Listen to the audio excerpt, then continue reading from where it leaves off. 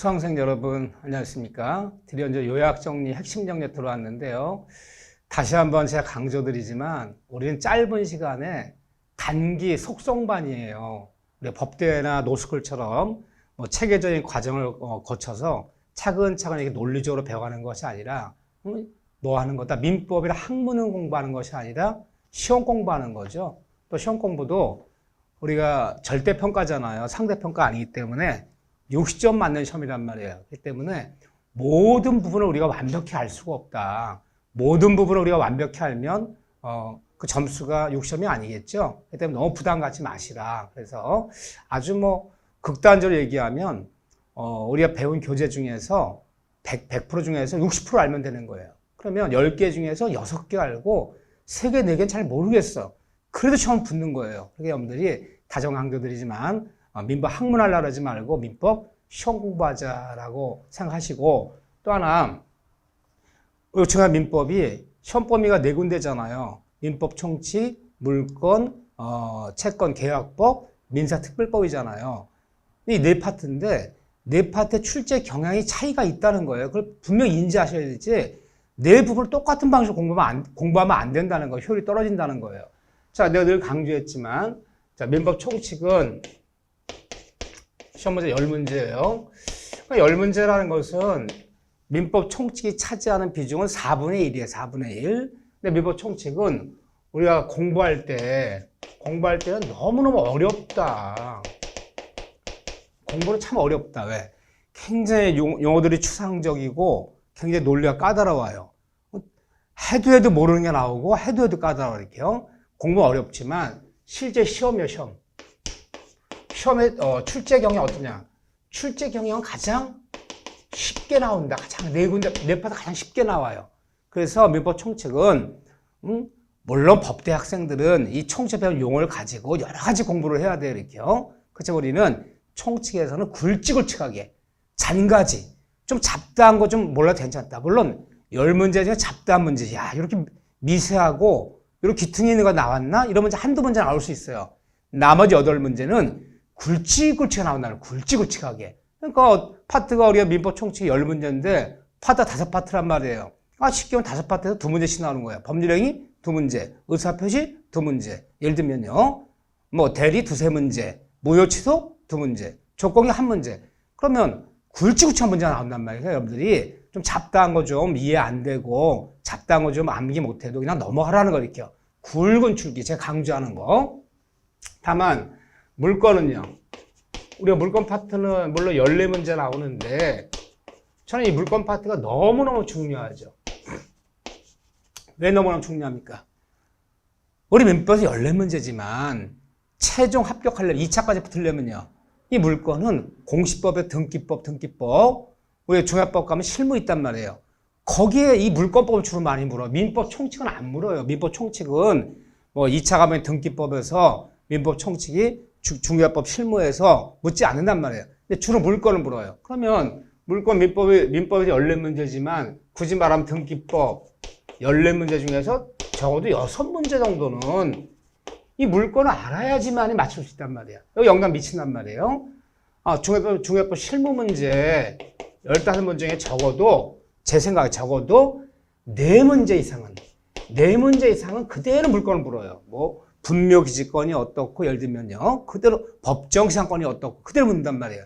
그럼 이렇게 따지면 물권법은 총 24문제짜리라 생각하시면 돼요.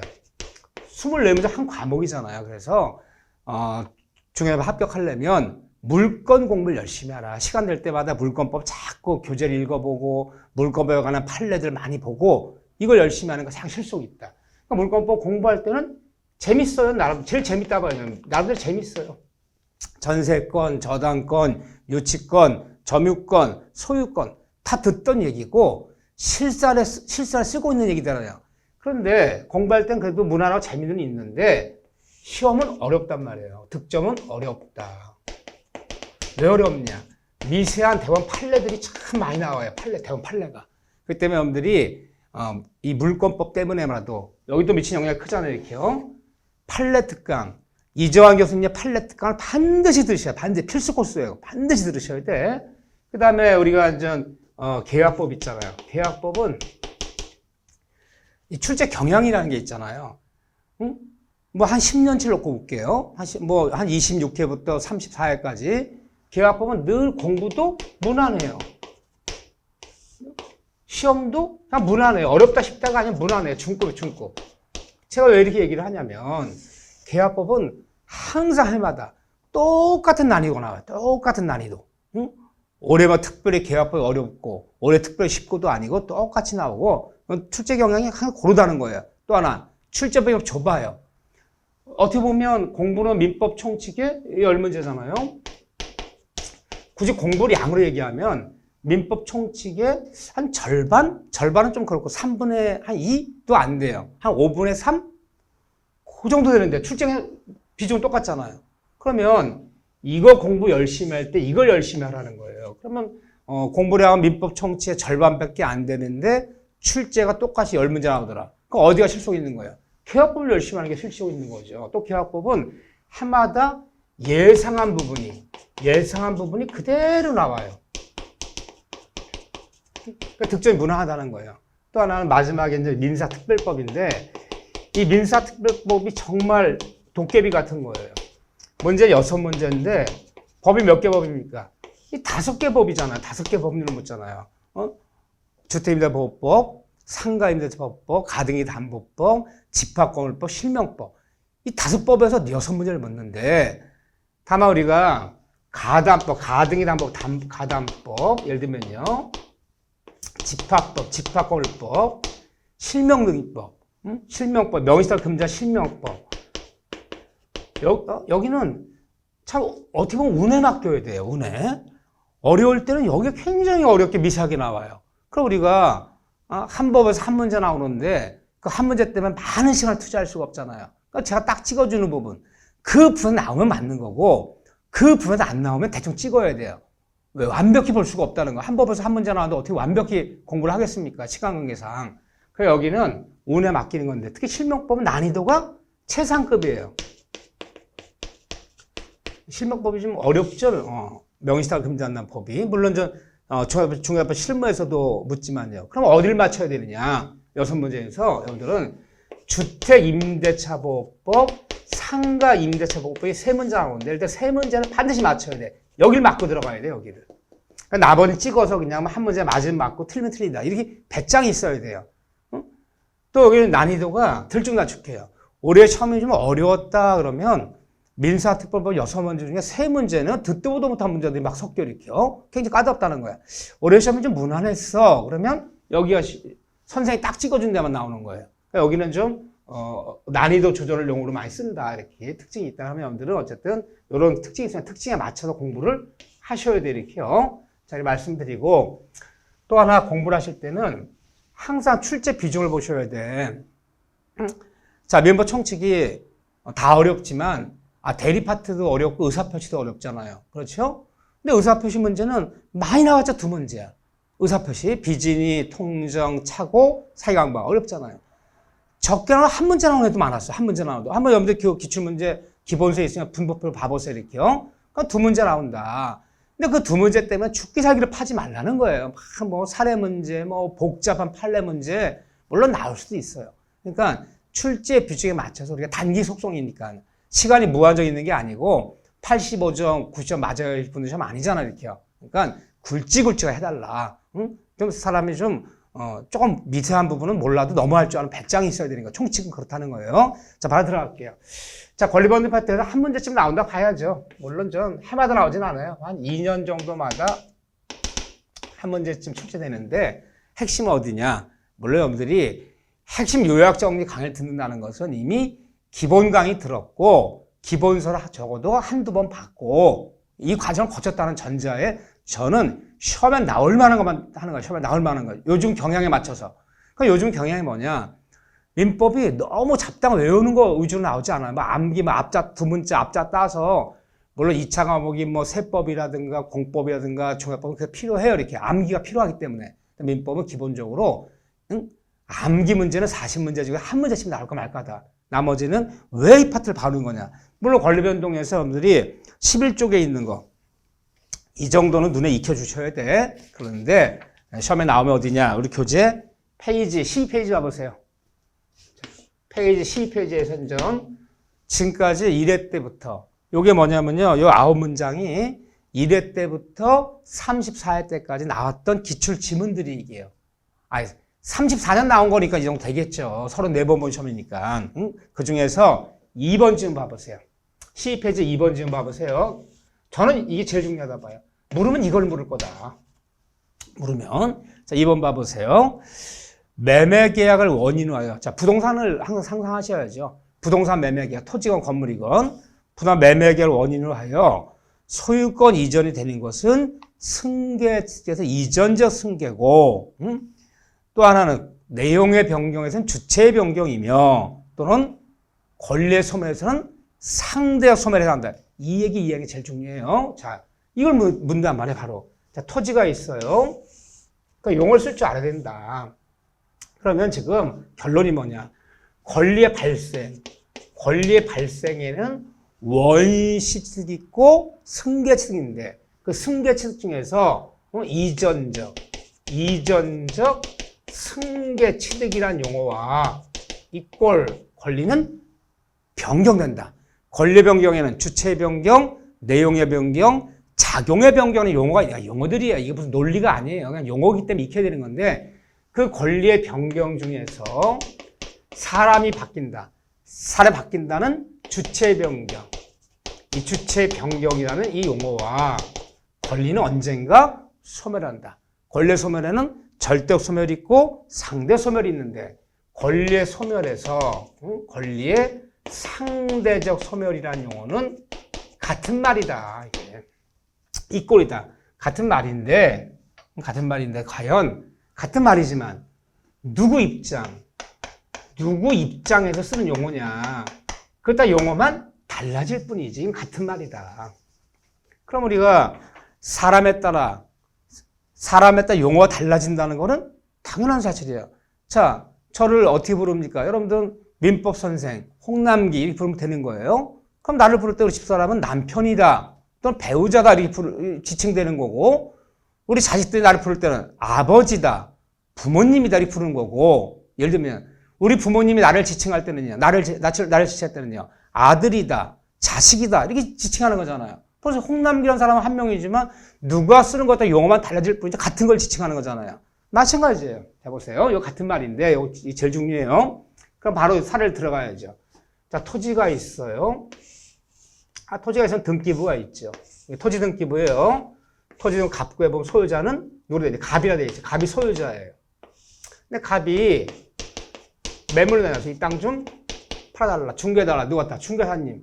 병이라는 사람한테. 이 중개사예요. 그래서 매물을 내놨어요. 자, 이런 사람을 우리가 중개사를 제3자라 부를게요. 내놨어요. 중개사가 매순 을을 수배해서 그래서 매매 계약이 체결되는 거예요. 항상 우리가 이렇게 계약을 맺는 사람은 이런 사람 당사자라 부르는 거죠. 민법에서는 갑과 을 매매 당사자. 그렇죠? 매도인, 매수인. 당사자가 아닌 사람은 다 누구야? 민법은 다 3자예요. 그러니까 이렇게 해서 그래서 뭐 10억에 사업 팔기로 하자. 그 매매 계약이 중개사로부터 체결됐어요. 오늘 뭐 잔금 치는 날이에요. 잔금 치렀어요. 물론 중개 수수료 내고요. 그래서 오늘부로 등기 넘겼어요. 그러면 한마디로 보면 매매한 거예요. 자, 이거 갖고 이걸 써보자는 거예요. 그래서 이제 매수인 잔금 치르고 중개 수수료 내고 이전의 피난을 받아서 오늘 등기 서가서 법무사 통해서 이번 소유권 이전 등기 원인은 매매 소유자 을 등기 냈어요. 한마디로 땅 사업한 거예요. 등기 났어요. 매수인 앞으로. 이걸 용어를 써보자는 거예요. 그럼 매수인 을의 입장에 볼 때는 나는 오늘부로 이 토지에 대한 소유권을 뭐 하는 사람이에요? 얘 소유권을 모두 물려받은 거죠. 그럼 모두 물려받고 전 사람은 얘는 소유권 권리가 없어지고 다음 사람 얘 권리 모두 물려받는 거. 그럼 승계체는 무슨 승계입니까? 이게 이전적 승계잖아요. 이전적 승계. 나는 오늘부로 이 토지를 이전적 승계 취득했어라 부르는 거야. 그래서 이전 등기했단 말이 거기서 나왔잖아요. 응? 소유권 이전적 승계 취득 등기. 이전 등기했다. 이렇게 보면 나는 이 토지는 오늘부로 이전적 승계받았다. 소유권을. 그럼 매도 입장에 볼 때는요. 잔금 받고 등기 넘겼어. 나는 오늘부로 이 토지 소유권에 뭐예요? 상대적 소멸이야 라고 이용을 써야죠. 더 이상 소유권 없잖아요. 다만 절대적 소멸은 이 세상 모든 사람한테 다 권리가 없어지는 거, 소유권 다 없어지는 거. 상대적 소멸은요, 오로지 내 입장에서만 권리가 없어지는 거. 그럼 매도 입장에서 잔금 받고 등기 넘기면 나는 오늘부로 이 토지 소유권의 상대적 소멸이야. 그럼 3자의 중요점 볼 때 오늘부로 등기 넘어갔어요. 그러면 목적물 자체는 소유권 자체는 아무 변화가 없이 오늘부로 사람만 바꿔탄 거야. 그럼 중요한 입장을 볼 때는 뭐라 그래야 돼? 오늘부로 이 토지는요, 이 토지 소유권은 주체의 변경이야 라고 이 용어를 써야죠. 이 용어를 연습하셔야 된다는 거예요. 부동산에 매매됐을 때 등기 넘어가면, 잔금받고 등기 넘어가면 매도 입장을 볼 때 나는 오늘부로 이 토지 소유권 상대적 소멸이야. 얘 입장에서 이 써야 되는 거고, 매수 입장을 볼 때 오늘부로 나는 이 토지 소유권의 이전적 승계 취득자야. 이렇게 불러야 되고, 제3자 중에 볼 때 오늘부로 이 토지는 그 목적물이 동서 유지하면서 사람은 바꿔탄 주체 변경이야. 이 용어를 연습하셔야 된다는 거야. 이래서 묻는 거지. 그래도 중개업 목표다 보면 용어는 쓸 줄 알아야 될 거 아니에요. 이런 게 중요한 거지. 뭐 거기 잡다한 거 뭐 원시생 뭐가 있는데 뭐 무주물 선녀 유심을 습 이런 게 중요한 게 아니에요. 자, 이거 너무너무 중요하고 요즘 이런 걸 묻는단 말이에요. 그다음에 거기 보면 또 중요한 단어가 4번, 5번에 있어요. 4번, 5번. 12페이지 4번, 5번. 우리가 용어를 분류할 때는 외우자고 분류하는 게 무슨 차이점이 있는 거지? 그럼 권리 발생. 사람이 권리 취득이에요. 권리 얻는 방법이에요. 권리 취득. 다른 말로 권리 발생에는 크게 두 가지가 있다. 하나는 원시 취득이 있고 하나는 뭐가 있다? 승계 취득이 있다. 원시 승계 취득. 그럼 왜 나누는 거냐? 물론 원시 취득이란 말은 이 세상에 없던 권리를 내가 최초로 만드는 거. 최초로 권리를 만드는 거. 없던 권리 내가 최초로 만드는 권리를 원시취득했다 부르는 거죠. 물론 최초로 만든다는 것은 꼭 물리적으로만 최초로 만드는 것이 아니라 원래 물리적으로는 최초로 만든 게 아닌데 법률 규정에 따라서 원시취득을 하기로 하자 해서 원시취득이 많아요. 뭐 무주물 선점, 요실물 습득, 매장물 발견, 부동산 시효취득 모두 원시취득을 한다는 법률 규정이에요. 그게. 땅이 처음 만들어진 건 아니잖아요. 그게요. 규정에 따라서 승계취득은 남의 권리 물려받는 거잖아요. 승계취득은 그럼 왜 나누는 것이냐? 차이점이 있다는 거죠. 원시승계 차이점이 뭐냐? 내 앞사람이 내 전사람이에요. 민법에는 전사람을 전주체라고 불러요. 전주체. 줄여 전주. 전사람이 갑이라는 사람이 다음 사람을 신주체라고 불러요. 신주. 그 신주 줄여서 신주. 한자 쓰면 신주체. 줄여서 신주. 다음 사람이 을이라 칩시다. 그러면 내 전사람이 권리가 없는 무권리자예요. 아무 권리가 없어요. 내 전사람이 무권리자일 때 다음 사람 을이 다음에 신주체, 다음 사람 을이 원시취득은 가능하다, 불가능하다? 가능한 거예요. 왜요? 원시라는 말은 이론적으로 볼 때 당신 권리 물려받는 것이 아니라 법률 규정에 따라서 오늘부로 내가 최초로 만든 거로 취급하잖아요. 최초로 만들어내는 권리잖아. 그럼 내 전사는 무권리자라도 다음 사람 을은 원시는 가능하다. 그런데 승계취득은 가능해요? 불가능해요? 불가능하죠. 얘 권리를 물려받는 게 승계취득인데 권리를 물려줄 전 사람이 권리가 없다면 다음 사람은 권리를 물려받을 수가 없는 거죠. 그래서 내 전사는 무권리자라면 다음 사람은 승계취득은 불가능하다. 이건 안 된다. 이건 되다. 이건 가능하다. 이건 안 된다. 이 차이점이 벌어지는 거고 또 근데 전 사람이 권리자예요. 권리 있어요. 무권리자 아니에요. 권리가 있는데 이 권리가 하자 있는 권리야. 하자는 흠 있는 권리야. 뭐 문제가 있는 권리예요. 그러면 원시특은 하자음이 따라와요? 안 따라와요? 안 따라와요. 왜? 이론적으로 볼 때 네 권리 물려받는 것이 아니라 네 권리와 관계없이 법률 규정에 따라 최초로 만든 권리 취급하기 때문에 원시한 권리에는 하자음이 따라오지 않기 때문에 항상 어떤 권리를 원시특했다 이 말만 떨어지면요. 원시한 권리는 완벽하고 퍼펙트 완벽한 퍼펙트한 권리를 내가 취득하는 거지. 하자나 흠 있는 권리란 말이 있을 수가 없는 거예요. 이게 안 따라오기 때문에. 승계취득은요. 만약 권리자는 권리 물려받죠. 물려받더라도 하자음이 따라오겠죠. 그렇죠? 요 차이가 있는 거예요. 요런 얘기들. 그런 다음에 그 7번, 8번. 이건 그냥 용어니까요. 그래서 뭐 예를 들어 목적 인도 청구권이 수완 청구 바뀌거나 저당 잡았는데 저당 목적으로 화재가 나서 화재 범금위로 저당과 물상대에 들어가는 거 이런 것을 권리 변경죄 성질의 변경이다. 내용의 변경이라 부르고 8번에 등기 없는 임차권이 등기함으로 대항력을 취득하거나 대항력 취득 1번 저당이 있고 2번 저당이 있는데 1번 저당이 돈 갚아서 없어지면 2번 저당 순위가 승진 순위의 승진 대항력 취득을 용어로 작용의 변경을 푼다는 거 그냥 용어의 의미는 없어요. 그럼 제가 몇 번 쳤으면 2번 별표 쳤죠. 4번 5번 7번 8번 이 정도 나오면 완벽해요. 다만 7번 8번은 논리가 없는 거기 때문에 그대로 외우셔야 되고 이런 얘기들은 기억해 주셔야 돼요. 그럼 이거 나오면 까다롭단 말이에요. 그럼 거의 요즘 굵직굵직 나온단 말이에요. 이거 하면 완벽해요. 뭐 작다가 못 외워도 아니어도 괜찮다. 자, 두 번째 얘기 볼게요. 우리 교재 페이지 13쪽에 있는데 굵직굵직하게 보시면 돼. 그전에는 예전 과거 한 뭐 20몇 회 때는 이런 데서 막 까다롭게 뭐 법대학생도 아닌데 무슨 뭐 법학과 1, 2학년 중간고사 보듯이 뭐 미세한 거 용어 묻고 난리가 났어요. 요즘 안 그래. 굵직하게. 응? 자, 법의 성립요건, 효력요건에서 이걸 볼 줄 알아야죠. 자, 13쪽 얘기하는 거 페이지 13쪽. 자, 페이지 13쪽에서는 영 굵직굵직하게 해줘야 돼. 권리변동 파트는요. 저를 믿으셔야 돼. 믿음, 천국, 불신, 지옥이야. 잡다한 다 쳐버려야 돼. 시험만 넣고 보는 거야. 여기서 2년마다 한 문제 나온다고 그랬어요. 굵직한 문제들. 자, 법률의 성립요건에서는 이걸 볼 줄 알아요. 어느 법률행위가. 법률행위 그러면 여러 가지가 있지만 그냥 아직도 용어가 익숙하지 않은 법률행위의 대표적인 것보다 각종 계약 맺는 거, 어떤 계약. 계약이 성립하려면, 매매계약이건 임대차 계약이 성립하려면 어떤 요건을 갖춰 계약 성립하는 거냐. 성립한 계약이 유효하려면 어떤 요건을 갖춰 유효한 거냐. 이걸 성립요건, 효력요건을 부르는 거야. 계약 성립하려면 어떤 요건을 갖춰야 되냐. 여기서 법률행위의 성립요건이 있어요. 이거 다 갖춰야 돼요. 이 성립요건 당사자, 사람이 있을 거, 목적이 있을 것, 의사표현이 있을 것. 그러니까 성립요건 모두 구비되면 성립이 돼. 성립요건 중에서 하나도 구비가 안 되면 이 계약은, 이 법률이 어떻게 되는 거야? 계약은 불성립이 되는 거야, 불성립. 그러면 어느 법률행위가, 어느 계약이 성립된 계약이냐, 성립이 안 된 계약이냐, 이걸 따지는 게 뭐예요? 이거 따지는 걸 성립요건이라고 부르는 거죠. 이걸 먼저 따져야 돼. 1단계. 따져봐서 당사자, 사람, 목적, 의사표 셋 중에 하나가 존재치 않아서 법률에 불성립했어.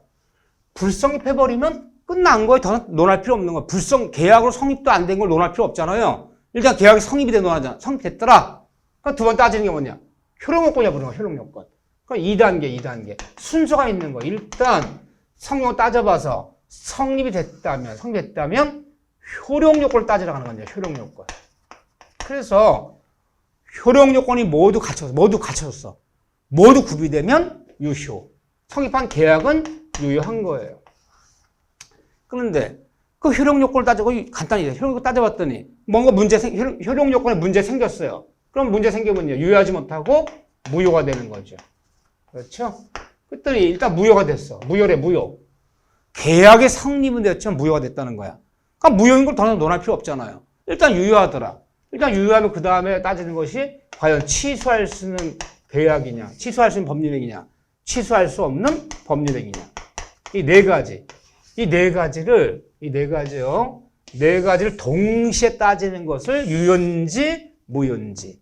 일단 유효하다면 취소할 수 있는지, 취소할 수 없는지. 이 네 가지 동시에 따지는 것을 우리는 효력요건이라고 부르는 거예요.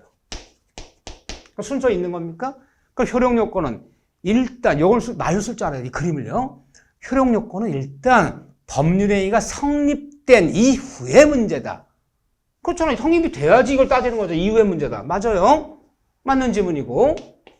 효력요건에 문제 생겨버리면, 여기 문제 생겨버리면 그 법률행위는 불성립하는 게 아니라 무효 내지는 취소의 문제 넘어가고, 효력요건이 모두 구비되면 유효. 효력요건에 문제 생겨버리면 무효 내지는 취소하고, 성립요건에 문제 생겨버리면 모두 불성립 문제가 끝나는 거죠.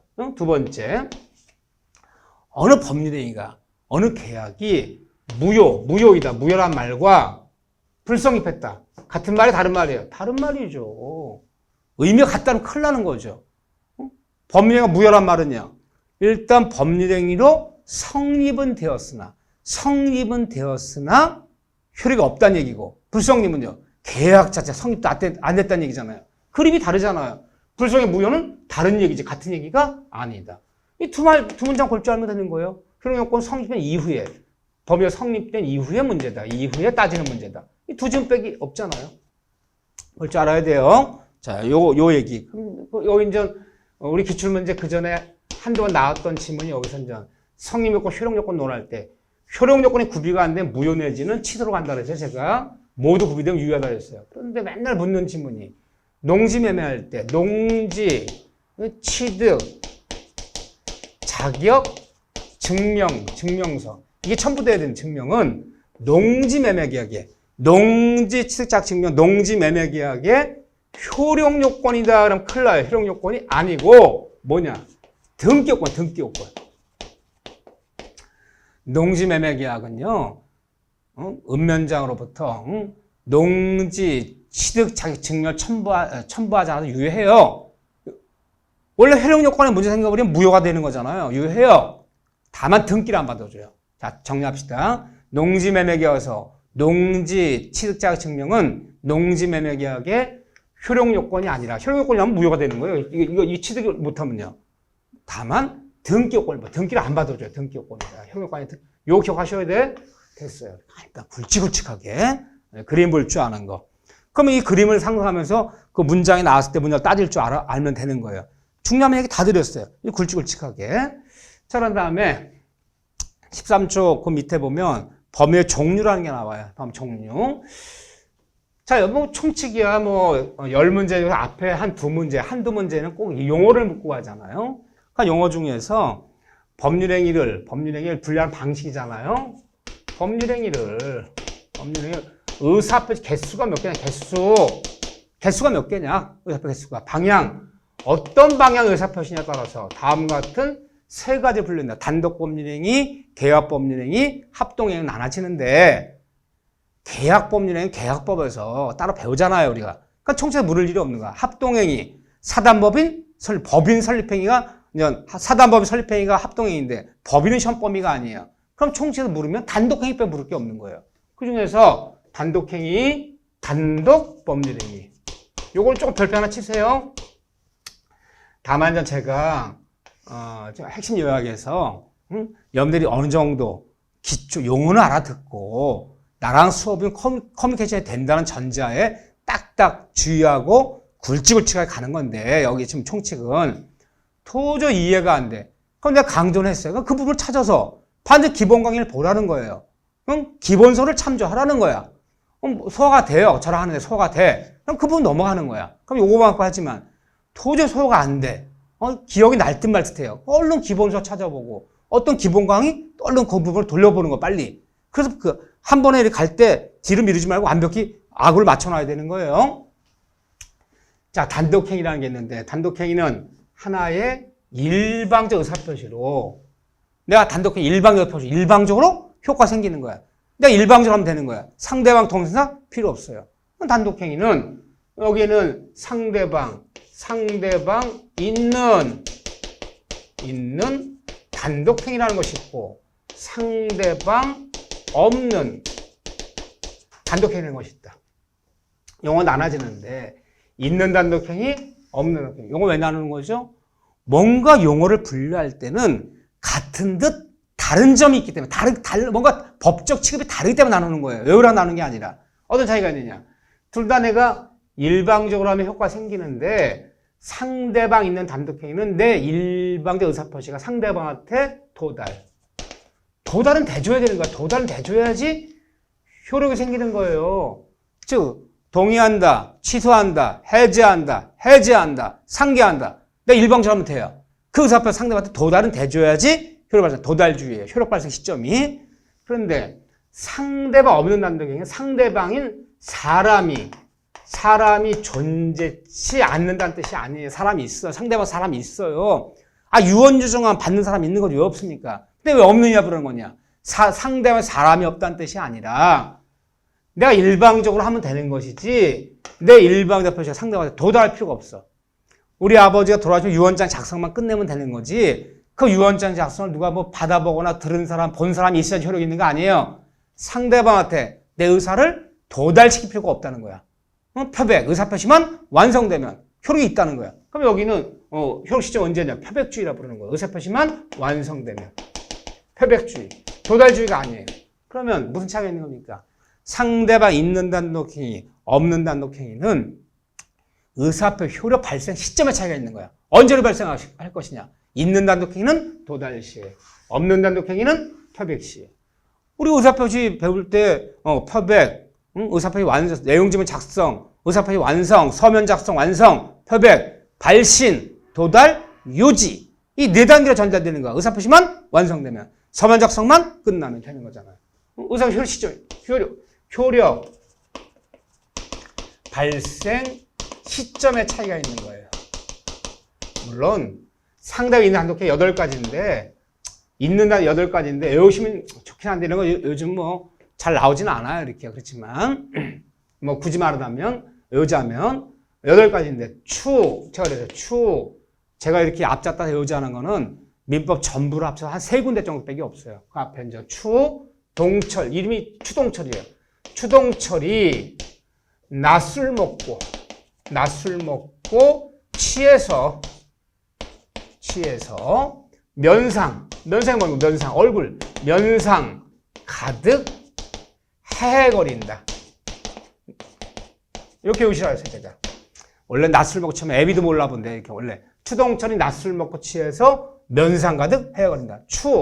추인 동의 철회 추인 동의 철회 취소한다. 면제 상은 상계 처리한다. 상계 해지 이 8가지를 있는 단독행위로 본다. 효력 시점은 도달시에. 이거요. 앞자 따서 추동철이 낮으로 취해서 면상 가득 헤거린다. 그런데 이 단독행위, 앞에는 다 단다시 문제예요. 이 8가지 상당히 있는 단독행위 중에서 요거 기억하셔야 돼. 소표가 있는 단독행위. 과거로 돌아가야 돼. 소급해 있는 단독행위. 취소한다. 소급표 있죠? 계약만 지나고 돌아와서 없어지는 거예요. 취소한다. 해제한다. 해제. 이거 소급해 있는 거예요. 계약이 해제되면 해제된 날로부터 계약을 소멸하는 것이 아니라 계약 맺은 날로 돌아가서 소급적으로 계약이 소멸하는 거잖아요. 해제. 그 다음에 상계 처리한다. 상계. 소급해 있는 단독행위. 이거 꼭 외워두세요. 단독행위 중에서 소급해 있는 단독행위 그러면 취소, 해제, 상계 모셔야 되고 상대방 없는 단독행위. 이거 의외로 외우자 그랬어요. 이게 뭐 대리라든가 대리 파트, 의사빨 파트 이런 데 조금씩 문제돼요. 그래서 없는 단독행위. 유언, 유증. 두 번째 뭐가 있었나요? 재단법. 이거 시험범위 아니에요. 이거 법인은 시험범위 아니지만 어쨌든 재단법인, 뭐 설립행위. 세 번째는 뭐 소유권이라든가 점유권 같은, 소유권, 점유권 같은 권리의 포기. 이 세 가지는 우리가 없는 단독행위 부르는데 상대방 없는 단독행위 그러면 유언, 유증, 재단법인 설립행위, 점유 포기인데 얘들은 어떤 특징이 있느냐? 상대가 없는 단독행위는 내가 서면 작성만 끝내면 돼. 내가 일방적으로 하면 되는 거야. 상대방한테 전달시킬 필요 없어요. 그러니까 상대방은 받아도 안 받는데 효력이 발생하는 거죠. 받아도 안 받는데. 알지도 못해. 내용을 들은 적도 없어. 유언장 본 적도 없어. 그래도 우리 아버지 유언장 작성이 제대로 법에 따라서 요식을 갖춘 거라면 아무 유언장 본 사람 없어서 효력 발생하는 거잖아요. 그렇기 때문에 상대와 없는 단독행위는 법적 분쟁이 커져요. 아무 들은 사람이 없기 때문에. 그렇기 때문에 명확성을 요구해요. 명확성을 요구하기 때문에 없는 단독행위는 어떤 형식을 구비해줘야 돼. 이 형식을 구비하지 못하면 인정하지 않아요. 이 형식이라는 건 이제 민법에서는 요식 내지는 관공서에 뭐 신고라든가 이 형식 맞춰달라.